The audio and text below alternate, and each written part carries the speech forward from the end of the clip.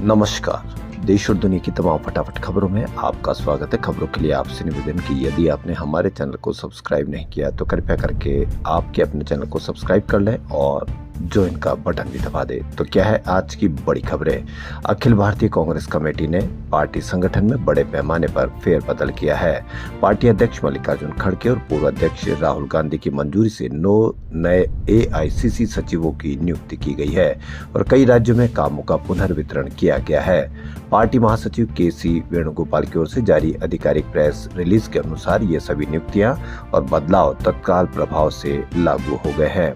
इस कदम का उद्देश्य पार्टी संगठन को मजबूत करना और आगामी चुनावी रणनीति को और प्रभावी बनाना बताया जा रहा है। मुंबई के उत्तर भारतीय समाज के युवा नेता सूरज ठाकुर को अखिल भारतीय कांग्रेस कमेटी के सचिव पद के साथ साथ पंजाब राज्य के पर्यवेक्षक की जिम्मेदारी भी दी गई है।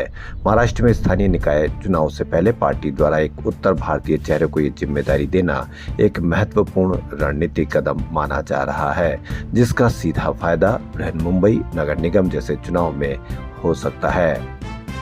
दिल्ली में लाल किले के पास सोमवार को हुए ब्लास्ट में कई लोगों की मौत तो कई लोग घायल हो गए। इस घटना के बाद से देश की तमाम सुरक्षा एजेंसियां अलर्ट मोड पर काम कर रही है।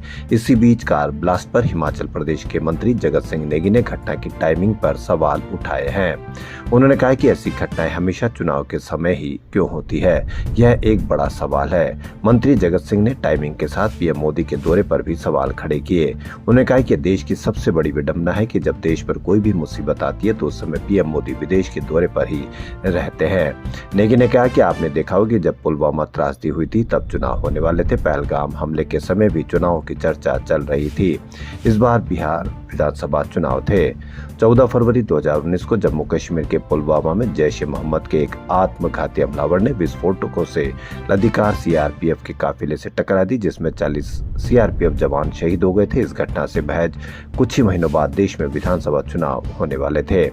इस साल अप्रैल में आतंकवादियों ने पहलगाम के एक प्रमुख पर्यटन स्थल पर हमला किया था, जिसमें कम से कम 26 लोग मारे गए थे, जिनमें ज्यादातर पर्यटक थे और कई घायल हुए थे। ये 2019 के पुलवामा हमले के बाद कश्मीर घाटी में सबसे घातक आतंकी हमला था।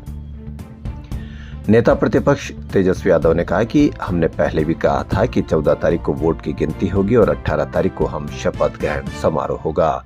जिस तरीके का फीडबैक हमें मिल रहा है उससे एनडीए के लोगों के होश उड़ गए हैं। बिहार में दोनों चरणों के मतदान के बाद बुधवार को अपने सरकारी आवास पर एक प्रेस कॉन्फ्रेंस करते हुए तेजस्वी यादव ने यह बातें कही।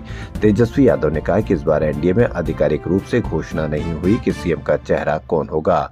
यह वही गोदी मीडिया जिन लोगों ने सर्वे दिखाया कि पाकिस्तान में इस्लामाबाद, लाहौर, कराची पर कब्जा हो गया है। ये वही सर्वे जिन्होंने घुसपैठियों सबको भी बिहार में घुसा दिया था। गोदी मीडिया प्रोपेगेंडा फैला रही है। तेजस्वी ने कहा कि जो सर्वे दिखाया जा रहा है अगर उनमें सैंपल साइज पूछा जाए तो कोई जवाब नहीं है। कोई सैंपल साइज के बारे में नहीं बता रहा है। सैंपल हो या सर्वे, इसका मानक क्या है यह भी नहीं बताया जा रहा है। पीएमओ से जो तय होकर के आता है, जो अमित शाह अपने कलम से लिख कर दे देते हैं, वही मीडिया वाले बताते और बोलते हैं।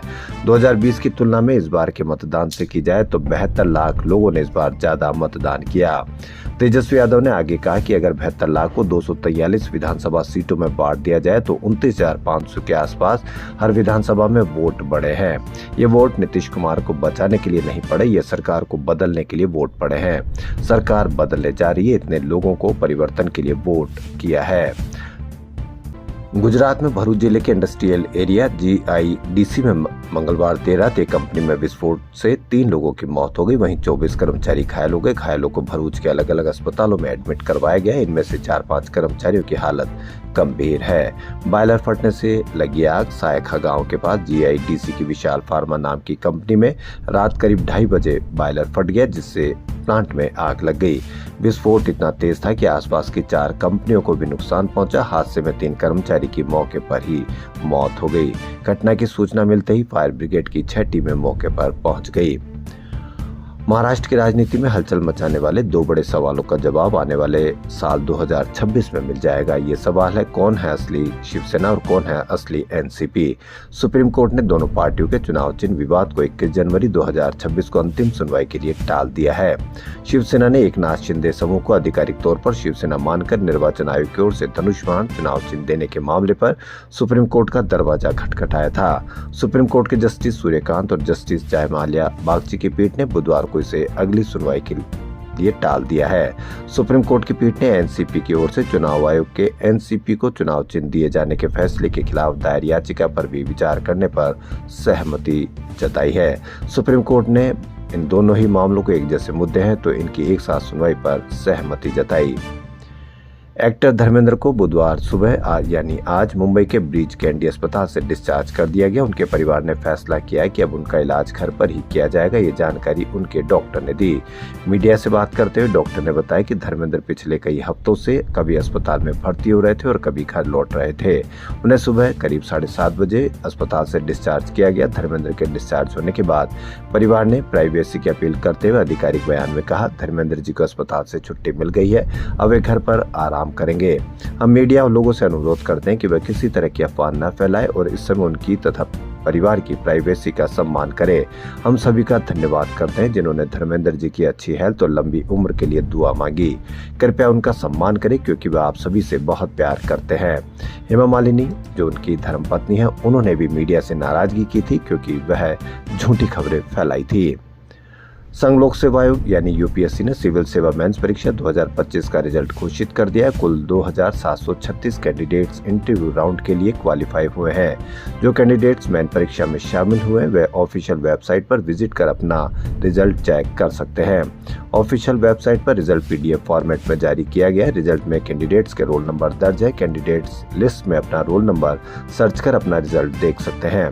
यूपीएससी ने सिविल सर्विसमैन परीक्षा का आयोजन 22 अगस्त से 31 अगस्त तक किया था, जिसका रिजल्ट जारी किया गया है। प्रधानमंत्री मोदी ने आज एलएनजेपी अस्पताल में दिल्ली लाल किला धमाके में घायलों से मुलाकात की। वह दोपहर 2 बजे भूटान दौरे से लौटे थे और सीधे एयरपोर्ट से अस्पताल पहुंचे। इसके बाद उन्होंने एक्स पर लिखा, साजिश रचने वालों को सजा दिलाई जाएगी। मोदी करीब आधा घंटा अस्पताल में रहे और घायलों से बातचीत की। प्रधानमंत्री मोदी शाम को कैबिनेट की सुरक्षा मामलों की समिति की बैठक करेंगे। इसमें केंद्रीय गृह मंत्री अमित शाह इस घटना का ब्यौरा रखेंगे। इसके बाद विस्फोटक से जुड़ी बाकी जानकारियां सार्वजनिक की जा सकती है। देश और दुनिया की तमाम फटाफट खबरों में फिलहाल इतना ही। यदि आपको हमारा चैनल पसंद आए तो लाइक, सब्सक्राइब और शेयर अवश्य करें। धन्यवाद।